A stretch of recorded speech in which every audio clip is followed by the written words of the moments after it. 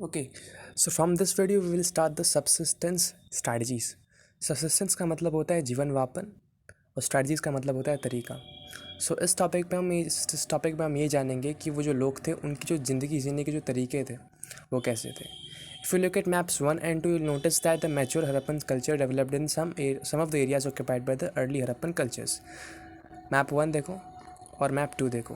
जैसे मैप 2 में तुम देखो कि आमरी नाल, जहाँ दिख रहा है ना आमरी नाल, वहीं पे देखो वहाँ पे एक जगह है आमरी करके, आमरी बालाकोट. ओके, तो हमने ये नोटिस किया कि the mature Harappan culture developed in some of the areas occupied by the early Harappan cultures. Okay, these cultures also shared certain common elements including subsistence strategies.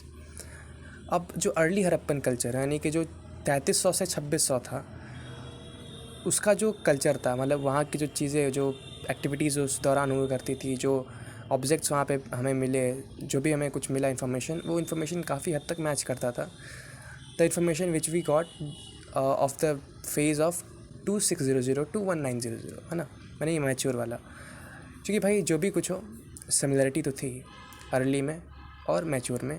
फ़र्क इतना ही था कि जो चीज़ें थी अर्ली में थोड़ी अंडर डेवलप्ड थी और जो मैच्योर में थी थोड़ी डेवलप्ड थी. That's why we calling them like early and mature. Okay, these cultures have shared some common elements during subsistence strategies.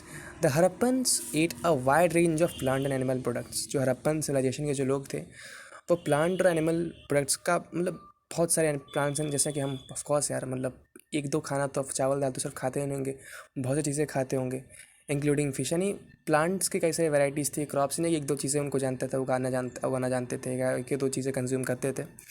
उनके पास बहुत सारे ऑप्शंस थे खाने में, नॉन वेज से लेके वेज में. Okay, that's what it's telling. Archaeologists have been able to reconstruct dietary practices from finds of charred grains and seeds. अब जो हमारे आर्कियोलॉजिस्ट हैं ना, वहाँ पर हमने जो उनकी डाइटरी प्रैक्टिसेस, जो उनके खाने पीने के जो तरीके थे, तौर तरीके, उनके बारे में हम जाने हैं by the help of charred grains और सीड्स जो हमें वहाँ पे मिले.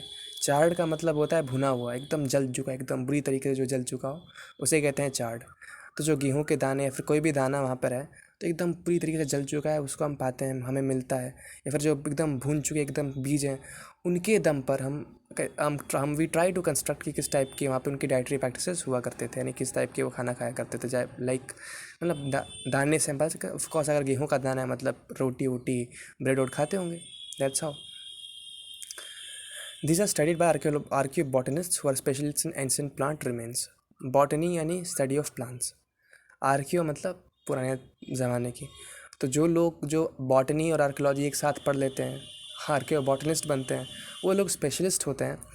पुराने जब वक्त की जो भी ऑर्गेनिक चीज़ें उन्हें मिलती हैं, स्पेशली प्लांट रिलेटेड, वो उसको स्टडी कर कर अपने लैब में कंक्लूजन्स पे आते हैं कि एक्चुअली वहाँ की क्या वहाँ का सीन रहा होगा, अकॉर्डिंग मतलब किस टाइप की ट्रीज़ होंगी, है ना, किस टाइप के क्रॉप्स होंगे, किस टाइप के प्लांट्स होते होंगे, फूल वगैरह. तो उसके जो आर्की बॉटनिस्ट होते हैं उनका यही काम होता है, वो रिमेन्स को स्टडी करते हैं और उस ज़माने के ट्रीज़, पौधे, क्रॉप्स, फूल, फ्लावर्स, उन है ना, किस टाइप के थे, कौन कौन थे, कैसे कैसे थे, अब उस पर वो लोग स्टडी करके वो कंक्लूजन बनाते हैं. Okay okay. Grains found at Harappan sites include wheat, barley, lentil, chickpea and sesame. वहाँ हरप्पन साइट्स पे जो हमें दाने मिले, जो हमें ग्रेन्स मिले, उसमें वीट था, गेहूँ था, बार्ली यानी जौ, डोंट बी कन्फ्यूज विद जई विच इज़ ओट्स. तो बार्ली मतलब जौ, लेंटिल मतलब होता है मसूर की दाल, if I am not wrong, chickpea मतलब होता है चना और सीसम का मतलब होता है तीसी. Millets are found from sites in Gujarat. Millets actually एक पौधा का नाम या फिर किसी फसल का नाम नहीं होता है. मिलेट्स एक कैटेगरी होती है, इसके अंदर कई सारे फसल आते हैं, जैसे कि बाजरा हो गया, रागी हो गया. तो यही होते हैं मिलेट्स, है ना. बाजरे को इंग्लिश में कहा जाता है पर्ल मिलेट. तो हमें मिलेट्स कई सारे मिले हैं गुजरात में. And finds of rice are relatively rare. मतलब हमें ये सब तो चीज़ मिले हैं, लेकिन जो चावल, जो ऑफकोर्स आज हमारा स्टेपल फूड है, स्टेपल मतलब होता है जो हम आमतौर पर मैसिव लेवल पे इनके बिना हम जिंदा नहीं रह सकते. तो अगर हम इंडिया का स्टेपल फूड यानी मतलब कि जो most important major dominant food अगर हम कहूँ तो वो है राइस और वीट, चना और गेहूँ और चावल. तो गेहूँ तो वहाँ पे मिला है हरप्पन सिविलाइजेशन में, इंडस वैली सिविलाइजेशन में, बट चावल थोड़ा रेयर है, मतलब नहीं मिला, उतना ज़्यादा नहीं मिला है. इससे पता चलता है कि राइस थोड़ा कम वहाँ पे होता था कल्टीवेशन उसका, वीट क्यों ज़्यादा लोग फोकस्ड थे. क्योंकि पहली बात जिस जगह पे है वो काफ़ी सेमी एरिड जगह था, मतलब वो जो जगह था तो वहाँ पे उतना पानी का अवेलेबिलिटी भी नहीं था, तो राइस के लिए as you all know that rain water is very needed. Animal bones in Harappan sites include those of cattle, sheep, goat, buffalo and pig. हमने वहाँ पे कई सारी हड्डियाँ मिली, जैसे कि हमें शीप की मिली, गोट बकरी की मिली, भैंस की हड्डी मिली, हमें सुअर की हड्डी मिली. तो ये इसको कौन स्टडी करता है भाई? तो आर्कियोजूलॉजिस्ट. जैसे कि स्टडीज डन बाय आर्कियोलॉजिस्ट और zoologist include that these animal indicate that these animals और डोमेस्टिकेटेड. जिस तरीके से आर्कियो बॉटनिस्ट होते थे, उस तरीके से आर्कियोजूलॉजिस्ट भी होते थे. जूलॉजी मतलब स्टडी ऑफ एनिमल्स. तो जिस तरीके से बॉटनिस्ट प्लांट की स्टडी करते थे, उसी तरीके से आर्कियोजूलॉजिस्ट एनिमल्स की स्टडी करते थे. जैसे प्लांट्स की स्टडी हम करते थे, किस टाइप के प्लांट्स होते थे, हम we find through charred grains and all. But किस टाइप के एनिमल्स होते थे वो हम बोन्स से फाइंड करते हैं. जिस तरीके से वो जले हुए धानों से, ये हड्डियों से. तो हमें चूँकि इन सब जानवरों की हड्डियाँ मिली हैं, कैटल्स की मिली, कैटल्स मतलब बेसिकली जिनको हम डोमेस्टिकेट कर सकते हैं, और उनके में हड्डियाँ मिली, तो उससे हम पता करते हैं कि भाई किस टाइप के वहाँ पे वो बताया गया है कि these animals way domesticated. Of course मतलब उस वक्त भी लोग जानवरों को, जैसे गाय भैंस हो गई, सुअर जो कि मीट के इस्तेमाल में आता है, बफेलो, तो लोग जानते थे किस तरीके से, मतलब वो डोमेस्टिकेट करते थे, कंट्रोल करते थे, उन्हें फीड करते थे, उन्हें ब्रीड करते थे, और उसका जितना भी प्रोडक्ट्स है, जैसे कि मीट हो गया, मिल्क हो गया, या फिर it can be also physical activities like cultivation and all, majorly cultivation, tilling के फिर जो कह लो, प्लाइंग, सॉरी. तो उस इस्तेमाल में भी होता है, लेबर के लिए भी इस्तेमाल किया जाता है लोगों का. तो बेसिकली डोमेस्टिकेट करना वो लोग अब सीख चुके थे, और of course domestication of animals हम आज भी करते हैं, और आज के तरीके और उस तरीके में इतना फ़र्क था नहीं उस समय के. Bones of wild species such as boar, deer and घड़ियाल आल्सो फाउंड. मतलब कि जो वाइल्ड स्पीसीज है, जैसे कि बोर अगर नहीं जानते हो तो फिल्म देख लो द लायन किंग, उसमें एक पुम्बा नामा कैरेक्टर है जो कि बोर है. डीर एंड घड़ियाल आल्सो फाउंड, मतलब कि वहाँ पे घड़ियाल यानी क्रोकोडाइल्स भी पाए गए हैं वहाँ की नदियों में, और हमें डियर यानी कि मृग यानी हिरन भी उस वक्त हुआ करता था. We do not know whether the Harappans hunted these animals themselves or obtained meat from other hunting communities. हमें नहीं पता कि ये लोग जो मीट कंज्यूम करते थे हड़प्पा के लोग, वो लोग खुद मतलब उसे हंट करते थे, या फिर एक कम्युनिटी ही हुआ करती थी जिसका काम यही होता था कि वो हंट करना है और सेल करना है. Bones of fish and Fowler found. Okay, मतलब फिश का मतलब होता है मछली, फाउल का मतलब आई थिंक मुर्गा, आई डोंट नो, चलो ये पता नहीं, फॉल का मेरे को नहीं पता, आउल पता है. Agriculture 2.1 agriculture technologies. मतलब एग्रीकल्चर किस तरीके से किया जाता था. जैसे आज की टेक्नोलॉजी में हम ट्रैक्टर का इस्तेमाल करते हैं, lots of machines are there like combine and harvester and all. But उस वक्त क्या था, आज से 5000 साल पहले किस टेक्नोलॉजी का इस्तेमाल करके एग्रीकल्चर किया जाता है. This is what we gonna study in this okay topic. While the prevalence of agriculture is indicated by the finds of grain, of course जब grains मिला इसका मतलब ये है कि एग्रीकल्चर हुआ करता था, बीजें उगाया करती थी एंड ऑल.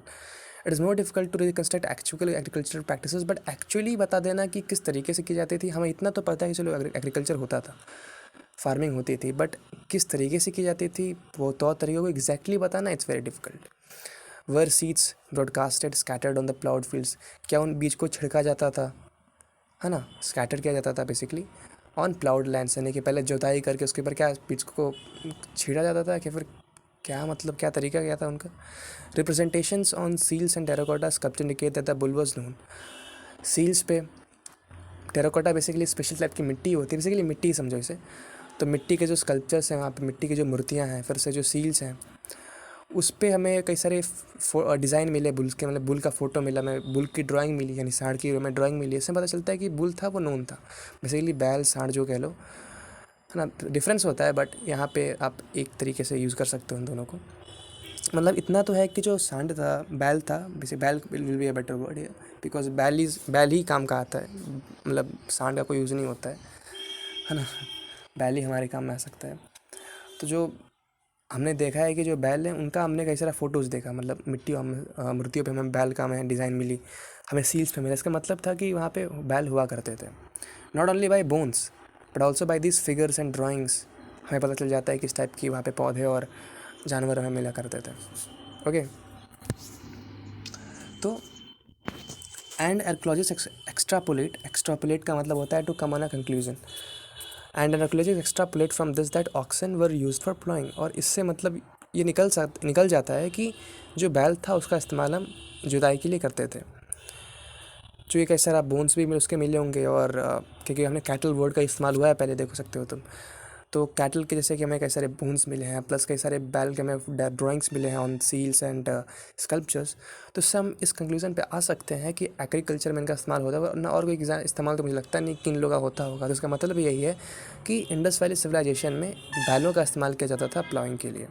ओके।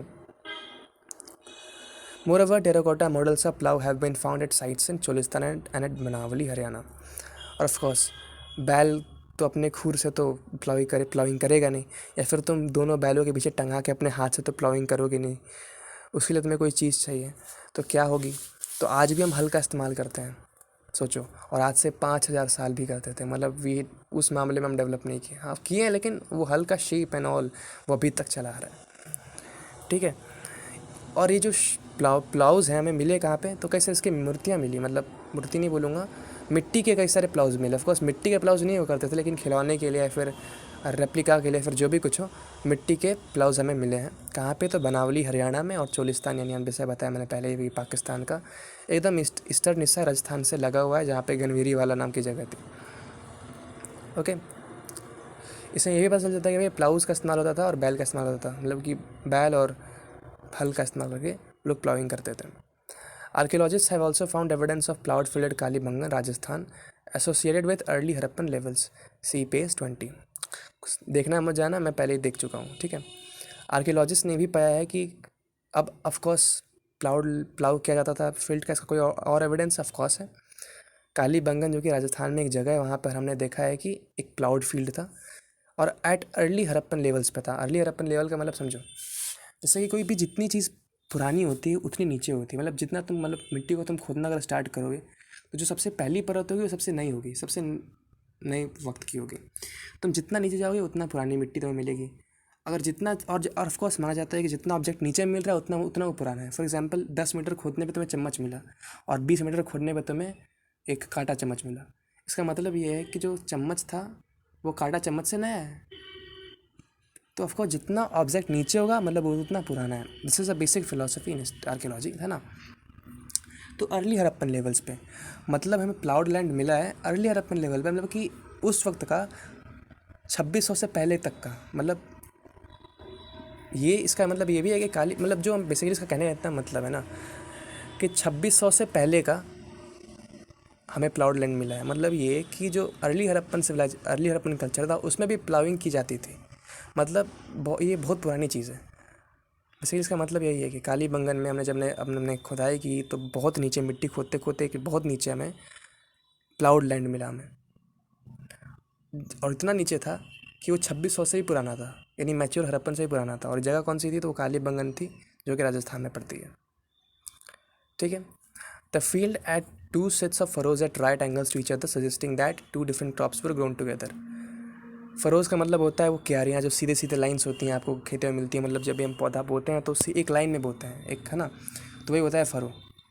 जब हम मिट्टी को मतलब फरो का इस्तेमाल किया जाता है बेसिकली पानी के लिए। पानी एकदम क्लियरली जा सकता है, इनफैक्ट आदमी अगर जाना भी हो आर पार तो आराम से जा सकता है। For ease, for differentiation, for ease of irrigation Feroz को बनाया जाता है, फ्रोजन रिजेस। हालांकि डीप हो जाए अगर मैं इसको समझाने लग जाऊँ तो, लेकिन फरोज़ बेसिकली समझ जाओ सीधी सीधी लाइन्स जो होती हैं। और 2 sets ऑफ फरोज़, यानी कि एक फ़रो एकदम सीधी सीधी थी तो उसी के राइट एंगल पे दूसरी फ़रो थी। इसका मतलब ये है कि 2 डिफरेंट क्रॉप्स को किया गया था, क्योंकि दोनों के लिए डिफरेंट रिक्वायरमेंट्स होंगी इरीगेशन की और मिनरल्स की। इसलिए 2-2 फरोज़ बनाई जाती हैं कि एक का मटेरियल दूसरे में सप्लाई ना हो जाए, इसलिए राइट एंगल पे बनाया जाता है। तो इसका मतलब ये है कि लोग मल्टी क्रॉपिंग का इस्तेमाल करते थे। और मल्टी क्रॉपिंग के कई सारे फ़ायदे भी होते हैं, जैसे कि मान लो कि जैसे कि आपने पढ़ा होगा क्लास 9th के बायोलॉजी में कि कई बार होता क्या है कि किसी क्रॉप के लिए जो वेस्ट मटेरियल होता है वो किसी क्रॉप के लिए यूज़फुल मटेरियल होता है, और किसी क्रॉप के लिए जो यूज़फुल मटेरियल होता है कई के लिए वेस्ट होता है। तो चूँकि हम क्या करते हैं कि एक ही फील्ड पे 2 क्रॉप्स को कर देते हैं, बो देते हैं, जिसमें एक का वेस्ट मटेरियल दूसरे के लिए यूज़फुल हो। That's how. तो लोग मल्टी क्रॉपिंग से भी अवेयर थे। इसका मतलब ये था कि उन्हें अच्छी खासी केमिकल्स की भी थोड़ी बहुत नॉलेज थी कि मिनरल्स, केमिकल्स, रिक्वायरमेंट्स की भी अच्छी खासी उन्हें समझ थी। दैट्स वाई वो फरोज़ का इस्तेमाल करते थे और डिफरेंट मिक्स क्रॉपिंग का इस्तेमाल करते थे। सो दे वर क्वाइट एडवांस्ड। मतलब आज की जो दुनिया है, मतलब कभी ऐसा लगता है कि कोई चेंज ही नहीं है, आज ही जैसा था वैसे उस वक्त भी होता है और आज भी वैसा ही होता है। Same thing is happening right now, कुछ फ़र्क नहीं है। देखो इंटरेस्टिंग, ठीक है। Archaeologists have also tried to identify the tools for harvesting that the Harappans used stone blades, certain wooden handles, or did they use metal tools? जो archaeologist हैं उन्होंने बहुत कोशिश की है, ये जानने की कोशिश की है कि किस तरीके के उन्होंने टूल्स का इस्तेमाल किया करते थे वो हार्वेस्टिंग के लिए। Did the Harappans use stone blades, मतलब वो स्टोन ब्लेड्स का इस्तेमाल करते थे, मतलब कि पत्थर को काट के एकदम चोख बना के उसी का इस्तेमाल करते थे, मतलब फसल काटने के लिए पत्थर का इस्तेमाल करते थे, या फिर स्टोन मतलब उनके पास या फिर मेटल का इस्तेमाल करते थे। मेरे हिसाब से मेटल का इस्तेमाल करते थे, बिकॉज जो हरप्पन सिविलाइजेशन है वो पड़ती है चालकोलिथिक एज में। चालकोलिथिक का मतलब हुआ कि वो एज जहाँ पे कॉपर का इस्तेमाल भी हो रहा है और साथ में पत्थर का भी इस्तेमाल हो रहा है। तो जिस ज़माने का ये बात बताया जा रहा है, हड़प्पा इंडस वैली सिविलाइजेशन में पत्थरों का भी इस्तेमाल होता था तो साथ में मेटल का भी इस्तेमाल होता था, मतलब दोनों का मिक्सचर था, ये दोनों का यूज़ होता था। तो इट्स ऑप्शनल। आज भी तुम कई गांव में तुम जाके देखोगे तो आज भी कई जगह पे ना बैल से जुताई हो रही है, कई कई जगह पे। अब तो रेयर ही हो गया वैसे, लेकिन दो जगह पे एक हाथ पे आपको दिख जाएगा, जैसे कि आपको के पास सड़कों पे भी बैल मिल जाएंगे आपको ढोते हुए सामान, है ना। तो कई जगह ट्रैक्टर का इस्तेमाल होता है आज भी, मतलब सॉरी वो बैल का भी। लेकिन अब तो ख़त्म ही हो गया, लेकिन आज से 40-50 साल पहले तक अच्छा खासा इस्तेमाल होता था बैल का। तो उसी तरीके से उस वक्त भी क्या होता था कि जो लोग थे वो स्टोन का भी इस्तेमाल करते थे और मेटल का भी इस्तेमाल करते थे, क्योंकि मेटल थोड़ा रेयर था तो सब लोग उसका इस्तेमाल थोड़ा नहीं कर सकते थे। तो दोनों का मिक्सचर था बेसिकली, ये समझ लो, ठीक है। तो लेट्स मूव अहेड। ओके, इसका आंसर होगा मिक्सचर, दोनों का इस्तेमाल करते थे। इट्स ऑप्शनल कि वो फार्मर के स्टेटस क्या है। Most Harappan sites are located in semi arid lands. जो मैक्सिमम ऑफ हरप्पन साइट्स हैं वो सेमी एरिड लैंड्स में ही है। ऑफकोर्स अगर आप फोटोज़ भी देखोगे ना, जब भी आप मतलब हरप्पा वगैरह मोहनजोदारो की, एकदम सूखा सूखा दिखेगा तुम्हें सब कुछ। सेमी एरिड का मतलब होता है कि एक ऐसा ज़मीन जहाँ पे जो बालू, मतलब डेजर्ट, एकदम डेजर्ट जैसा हो, बालू एकदम डेजर्ट हो लेकिन डेजर्ट भी ना हो, मतलब 50% डेजर्ट हो 50% नॉर्मल हो, उसे कहेंगे सेमी एरिड। तो उसी टाइप की ज़मीनों पे एक्चुअली ये मोहनजोदारो, हरप्पा वगैरह हैं इस वक्त, थे नहीं हैं। आपको पता है ना, जैसे कि नदियाँ जो होती हैं अपना रास्ता बदलती हैं, तो पहले के ज़माने में हरप्पा और मोहनजोदारो एकदम नदी किनारे थे। आज तुम जाओगे वहाँ पे थोड़ा थोड़ा आपको लगेगा कि कहाँ नदी है, तो दूर नदी है। कई नदियाँ सूख चुकी हैं, कई नदियों ने अपना रास्ता बदल दिया, तो है ना। हालांकि रास्ता बदलने से एक पर्सनल स्टोरी भी है मेरी, एक जो कि शेयर करना चाहता हूँ, but actually I am right now, मैं ज़्यादा टाइम नहीं लूँगा क्योंकि बहुत वीडियो लंबी हो जाएगी फिर।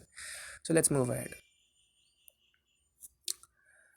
सो okay, where irrigation is probably required for agriculture. Of course अगर आप मान लो एक ऐसी ज़मीन पे हो जहाँ पर आप उतना पानी का सप्लाई नहीं है, तो ऑफकोर्स इरीगेशन का इस्तेमाल, ऑफकोर्स इरीगेशन तो रिक्वायरमेंट है ही, एक बेसिक रिक्वायरमेंट है फसल उगाने की। ऊपर सब सेमी एरिड में तो क्या करना चाहिए कि भाई कैनाल्स वगैरह ऑप्शंस होते हैं। तो वही लिखा है कि traces of canals have been found in the Harappan site of शोटुगाई इन अफगानिस्तान। तो अफगानिस्तान में एक जगह है शोटुगाई नाम की, जहाँ पर हमें कैनाल्स के ट्रेसेस यानी कि कुछ निशान मिले हमें कि यहाँ पे चलो कैनाल वगैरह था। मतलब ये कि नदी थी, अगर दूर भी है तो नदी से कैनाल लेकर आएंगे और उस जगह पूरे शहर में पानी का जो समस्या है उसको दूर करेंगे। बट नॉट इन पंजाब और सिंध। बट हमें पंजाब और सिंध में इसके कोई उतने ट्रेसेस नहीं मिले हैं, मतलब हमें पंजाब और सिंध में उतने मतलब कैनाल्स नहीं मिल पाए हैं। It is also likely that the water drawn from wells were also use for irrigation. हो सकता है कि अगर कैनाल्स नहीं थे तो कुआं का इस्तेमाल किया जाता था, है ना। अगर बाएं दाएं से अगर पानी नहीं मिल पा रहा है तो नीचे से निकाल दो, ठीक है ना। Don't be confuse, don't be in a confusion between canals and नाली। कैनाल, नाली और नाला में थोड़ा फ़र्क होता है, डिफरेंस समझो, ठीक है ना। I know you understand, okay. Besides, water reservoirs found in Dholavira, Gujarat में have been used to store water for agriculture. अब कैनाल का भी ऑप्शन है आपके पास कुएं का भी ऑप्शन है और आपके पास रिजर्वर का भी ऑप्शन है। मतलब कि अगर मान लो बारिश बस 1-2 महीना ही होती है तो उस 1-2 महीना में एक गड्ढा खो, तो वही 1-2 महीना में बारिश आएगी, भर जाएगा, और साल भर यूज़ करो। वाटर रिजर्वर उसको रेन वाटर हार्वेस्टिंग कह सकते हो उसको। या फिर डैम्स का इस्तेमाल भी किया जाता है, मतलब नदी के आगे लगा दो, फिर उसको पानी को रोको और पानी का इस्तेमाल करो। तो देयर लॉट्स ऑफ थिंग्स। तो धोलावीरा में हमें रिजर्वर देखने को मिला है, आप देख सकते हो यहाँ पे ना, रिजर्वर धोलावीरा, ठीक है, देख लो, यही है उसका reservoir, not reservoir, reservoir, sorry, ठीक है। धोलावीरा में वैसे कनाल्स भी थे, जस्ट फॉर द इन्फॉर्मेशन, मतलब रिजर्वर भी था, रिजर्वायर भी था और कैनाल्स भी थे।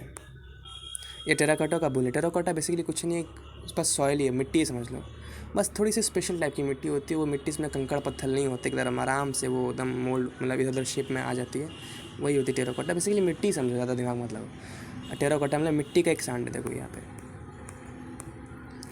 बोला ना कि अभी मतलब मूर्तियों से, स्कल्पचर्स से, सील्स से हमें पता चला कि जो ऑक्सन यानी बैल था उसका इस्तेमाल किया, जैसे कि देखो इसका इस्तेमाल किया जाता था प्लाविंग के लिए। और देखो इसके गले पे कुछ पट्टा टाइप का भी लग रहा है, बांधने के लिए शायद हो सकता है इसका इस्तेमाल किया गया हो। Discuss is there any similarities और difference between distribution of elements shown on map 1 and 2। Map 1 पे देखो जो साइट्स हैं, एक तो पहली बात कम है, और जितने भी है काफ़ी ज़्यादा, देखो बेसिकली कंसनट्रेटेड है, मतलब एकदम पास पास है।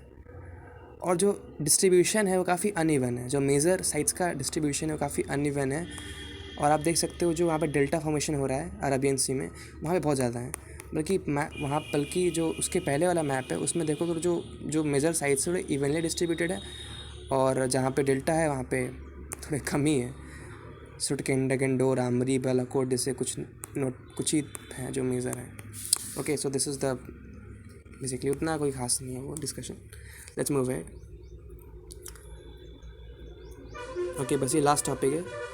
How artifacts are identified. Artifacts समझते हो आप सभी, आर्कोलॉजिकल ऑब्जेक्ट्स, जो पुरानी चीज़ें मिलती हैं, ऑब्जेक्ट्स मिलते हैं, वही आर्टिफैक्ट्स। तो processing of food required grinding equipment as well as vessels for mixing, blending and cooking. अब खाना तो बनाओगे तो खाने को काटने के लिए, उसको मिक्स करने के लिए, तो उसको पकाने के लिए तुम्हें बर्तन चाहिए। तो बर्तन आज तो बोलो हम लोग, आप बर्तन पीतल का होता है, एल्युमिनियम का होता है ना।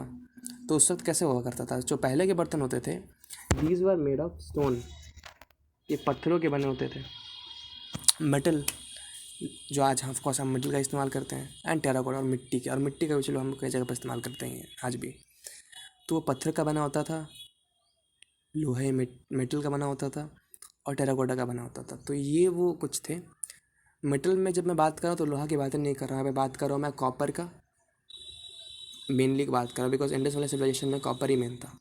तो कॉपर, स्टोन और टेराकोटा के जो बर्तन थे वो बेसिकली इंडस वाले सिविलाइजेशन में पॉपुलर थे। दिस इज़ एन एक्सकर्प्ट जो कि मेरा थक चुका हूँ बोल बोल के, इसलिए थोड़ा बहुत निकल जा रहा था उधर। From one of the earliest reports on excavation at Mohenjodaro, the best known Harappan site. Excerpt क्या है, जो भी है, इसका मतलब होता है part from a story, from a book और वट एवर। तो ये एक रिपोर्ट है जो एक्सकवेशन की गई थी मोहनजोदारो पर, जो कि अब तक ये सबसे बेस्ट नॉन हड़प्पन साइट है मोहनजोदारो, और सबसे बड़ी भी पाई गई है। तो उसी का एक एक्सकर्प्ट है, किसने लिखा है, तो वो लिखा गया है अर्नेस्ट मैकई के द्वारा। और मैके, ये एक ब्रिटिश आर्कियोलॉजिकल एक्सपर्ट थे, है ना। तो इनका रिपोर्ट का नाम था फर्दर एक्सकवेशंस एट मोहनजोदारो 1937, और उन्होंने क्या पाया है, that's what we are going to look upon. Saddle corns का मतलब, कॉर्न का मतलब होता है वही लोढ़ा सिलवट। लोढ़ा सिलवट आपके भी घर पे होगा। लोढ़ा बेसिकली होता है मतलब एक पत्थर का बड़ा सा पीस होता है, इसको हम टू एंड फ्रो रगड़ते हैं उस सिलवट पे। और बेसिकली आजकल के ज़माने में भी इसका इस्तेमाल होता है, मेरे घर भी है। उसका इस्तेमाल आजकल बेसिकली स्पाइसेस, जैसे कि मसाले को कूटने के लिए, फिर चटनी के लिए, फिर गिरवच के लिए। If you are from UP Bihar, आप समझोगे ये सब चीज़ों को, है ना। तो उसका इस्तेमाल आज भी, क्वर्न का इस्तेमाल आज भी होता है। क्वर्न स्टोन, कई सारे वर्ड्स है। सैडल बेसिकली, सैडल और सैडल क्वर्न बेसिकली बिल्कुल लोढ़ा सिलवट, यही होता है सैडल क्वर्न। ओके, तो इसके कई सारे इट्स ऑल्सो वेरी कन्फ्यूजिंग। आप क्वर्न सर्च करो गूगल पे ना, तो आपको कई जगह पे ये दिखाया जाएगा, कई जगह पे आपको जो चाक होती है ना, वो उसको कहते हैं जांत, इसको मतलब सर्कुलर मोशन में एकदम पीसा जाता है अंदर, मतलब गेहूँ डाल के उसको पीसा जाता है, तो क्वर्न का मतलब वो भी होता है। तो बेसिकली ऐसा समझो कि जो जात है उसका मतलब है क्वर्न, और सैडल क्वर्न मतलब लोढ़ा सिल्वट, are found in considerable numbers, मतलब अच्छे खासे नंबर में तादाद में पाए गए हैं। And they seem to have been the only means and use for grinding cereals. और पाया ये गया है कि आज के ज़माने की तरह उनके पास मिल्स वगैरह तो थे ही नहीं कि वहाँ पे जाओ आटा चक्की में पिसवा के लाओ, तो वो लोग उसी का इस्तेमाल करा करते थे, है ना। या तो वो लोढ़ा सिलवट का इस्तेमाल करते थे या फिर जांत का इस्तेमाल किया करते थे वो लोग पीसने के लिए चीज़ों को। ग्राइंडिंग मतलब पीसना, सीरियल्स मतलब दाने। As a rule they were रफली made of hard, gritty, igneous rock and और sandstone and mostly show signs of hard uses.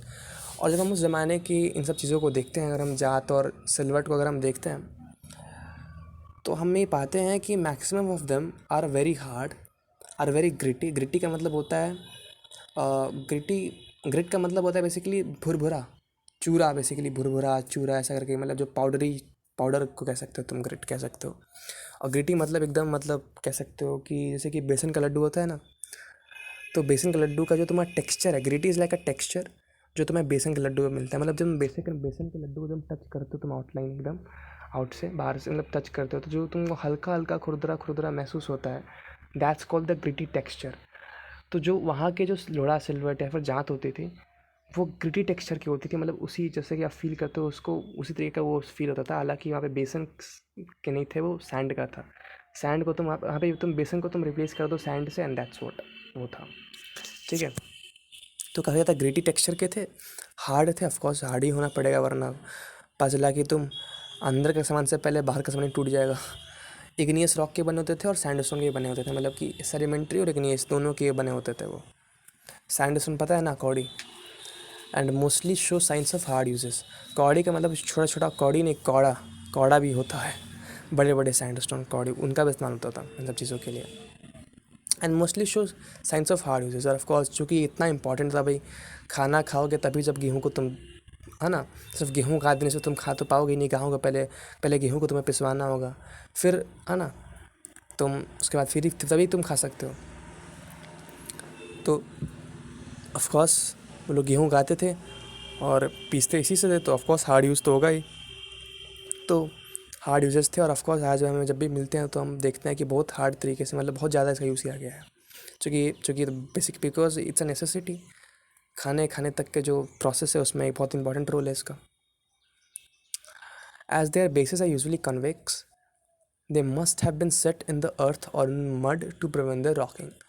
और उनके जो बेसिस थे वो काफ़ी कन्वेक्स शेप के थे, यानी कि नीचे से उभरे हुए थे। ठीक है, जैसे कि आप देखो ये कन्वेक्स शेप का ही है, मतलब नीचे से एकदम, मतलब उभरा हुआ है नीचे से, और ऊपर से थोड़ा अंदर की ओर दबा हुआ है, तो इसे कहते हैं कन्वेक्स शेप। अगर आपने क्लास 10th की फिजिक्स पढ़ी होगी तो आपको पता होगा कन्वेक्शन कनकेव क्या होता है ना। और ऐसा क्यों किया जाता था, और है ना, ऑफकोर्स क्योंकि भाई एक तो पहली बात आगे, मतलब एक तो पहली बात मुझे लगता है कि शायद वो यूज़ करते करते वो ऊपर से नीचे, वो ऊपर से कनकेव हो गया होगा, या फिर can be lots of reasons. Okay, I am not doing, I am उसमें ज़्यादा सोचना नहीं है। ठीक है, जो था वैसा था। और उन लोग को जो, और and they must have been set in earth और in mud to prevent the rocking.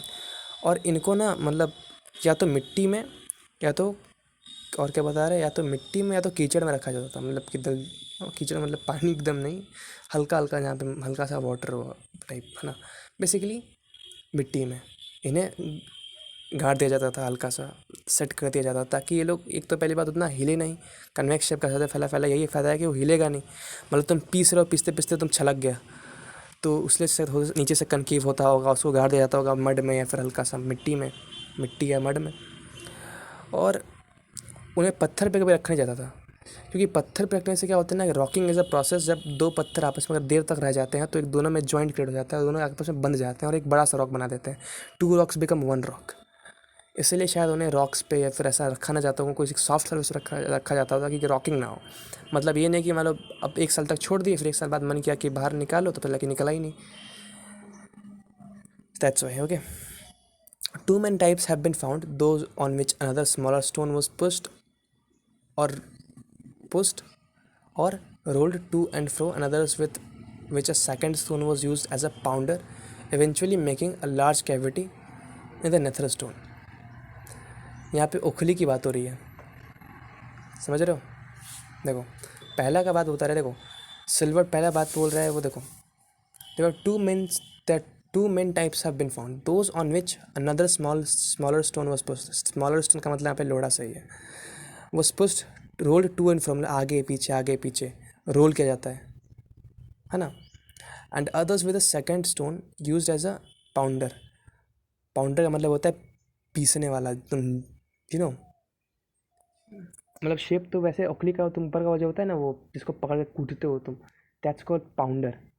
Eventually making a large cavity, बड़ा सा गड्ढा बनाकर, किसमें, निथर स्टोन, जो नीचे का जो पत्थर है। आज की जो उखली होती है लोहे की आती है, पर उस वक्त की जो उखलियाँ होती थी वो पत्थर की होती थी। लार्ज कैविटी बनाया, एक पाउंडर लिया, मारा, मतलब पाउंडर बेसिकली वही ऊपर का जो होता है, उसको पकड़ कर तुम नीचे कूटते हो, है ना। तो उखली में क्या होती है, कुटाई। सिलवट पे होती है पिसाई, और जात में होती है जताई। तो तीन मेन चीज़ें हैं जो उस वक्त होती थी और आज भी होती हैं, जताई, कुटाई, पिसाई। Three actions, three different mechanisms, three different products, ठीक है। नेथर मतलब होता है निचला, ठीक है। पाउंडर मतलब कूटने वाला। टू एंड फ्रो मतलब आगे पीछे।